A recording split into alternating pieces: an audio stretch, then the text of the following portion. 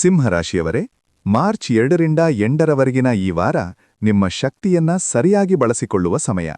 ನಿಮ್ಮ ರಾಶಿ ಅಧಿಪತಿ ಸೂರ್ಯನು ಸಪ್ತಮ ಭಾವದಲ್ಲಿರುವುದರಿಂದ ಇತರರೊಂದಿಗಿನ ಸಂಬಂಧ ಮತ್ತು ಸಾರ್ವಜನಿಕ ಜೀವನದ ಮೇಲೆ ಹೆಚ್ಚು ಗಮನವಿರಲಿ.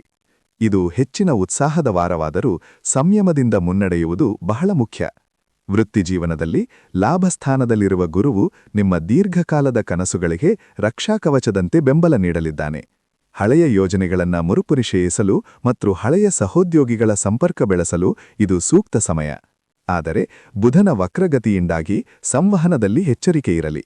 ಯಾವುದೇ ಒಪ್ಪಂದಗಳಿಗೆ ಸಹಿ ಹಾಕುವ ಮುನ್ನ ಅಥವಾ ಇಮೇಲ್ ಕಳುಹಿಸುವ ಮುನ್ನ ಸರಿಯಾಗಿ ಪರಿಶೀಲಿಸಿ. ಆದಾಯ ಸ್ಥಿರವಾಗಿದ್ದರೂ 8ನೇ ಮನೆಯಲ್ಲಿರುವ ಶನಿಯ ಪ್ರಭಾವದಿಂದಾಗಿ ಈ ವಾರ ಹಣದ ಹೂಡಿಕೆ ಅಥವಾ ಸಾಲ ನೀಡುವಿಕೆಯಿಂದ ದೂರವಿರುವುದು ಒಳಿತು. ಪ್ರೀತಿ ಮತ್ತು ಸಂಬಂಧಗಳ ವಿಷಯದಲ್ಲಿ ಈ ವಾರ ಅತ್ಯಂತ ವಿಶೇಷವಾಗಿದೆ. ಮೀನರಾಶಿಯಲ್ಲಿ ಉಚ್ಚನಾಗಿರುವ ಶುಕ್ರನು ನಿಮ್ಮ ವೈಯಕ್ತಿಕ ಜೀವನದಲ್ಲಿ ನೆಮ್ಮದಿ ಮತ್ತು ಸಾಮರಸ್ಯವನ್ನು ತರಲಿದ್ದಾನೆ. ನಿಮ್ಮ ಮನಸ್ಸಿನ ಭಾವನೆಗಳನ್ನು ಹಂಚಿಕೊಳ್ಳಲು ಇದು ಸಕಾಲ. ಕೇತುವಿನ ಪ್ರಭಾವದಿಂದಾಗಿ ನೀವು ಸ್ವಲ್ಪ ಒಂಟಿತನ ಅನುಭವಿಸುತ್ತಿದ್ದರೆ ನಿಮ್ಮ ಸಂಗಾತಿಯೊಂದಿಗೆ ಮುಕ್ತವಾಗಿ ಮಾತನಾಡಿ.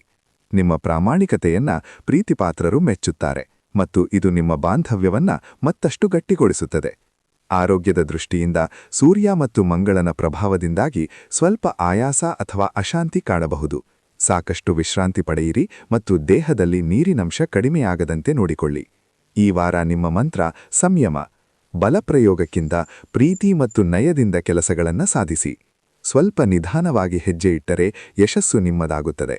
ಆತ್ಮವಿಶ್ವಾಸದಿಂದರಿ ನಿಮ್ಮ ಒಳಗಿನ ಬೆಳಕು ನಿಮಗೆ ದಾರಿದೀಪವಾಗಲಿ. ಈ ವಾರ ನಿಮಗೆ ಶುಭವಾಗಲಿ.